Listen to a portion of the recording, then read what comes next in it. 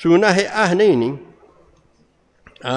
sunnah hi'ah ni sekiranya kalau kita tak melakukan salah satu pada sunnah hi'ah, semaya tu sah.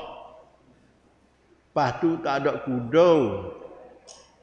Tapi tak jangok. Tak jangok tu tak gagah lah. Tak boleh tolong tuai juga. Nah, jadi tak termasuk pada inna salata tanha 'anil fahsya'i wal munkar, dan tak termasuk dalam ayat muhafazah. Suruh kita pelihara, suruh kita mengerejakan wujud sepenuh semaya ni.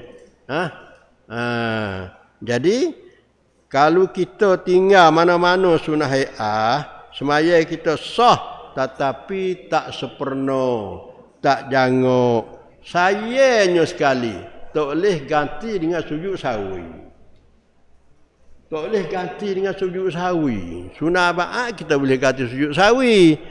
Ni tak boleh ganti dengan sujud sawi. Dengan sebab tu lah, lepas pada semaya itu kita kena ada wirid gatik. Kita kena berdoa gatik dengan Allah. Semaya mu tu. Kita bercakap dengan Tuhan ke inna solati. Semaya ku tu.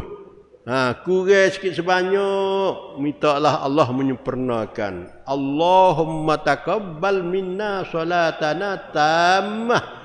Tuhan kami, terimakanlah ibadat sembahyang kami itu dengan sempurna, janguk comel.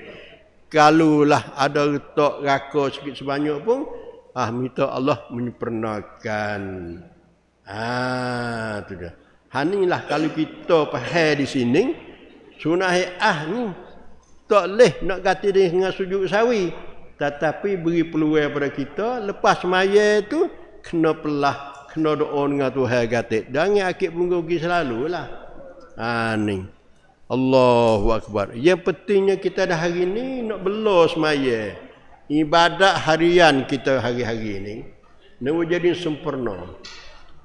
Bila lah semaya kita sempurna, Allah Subhanahu wa taala dia ni berilah keselamatan, kesejahteraan kepada kita, kedudukan kita tu tak berasa nak melakukan perkara-perkara kemungkaran, perkara-perkara yang fahsyat, dan senantiasa kita suka nak buat perkara-perkara yang baik, perkara yang diredai oleh Allah Subhanahu wa taala.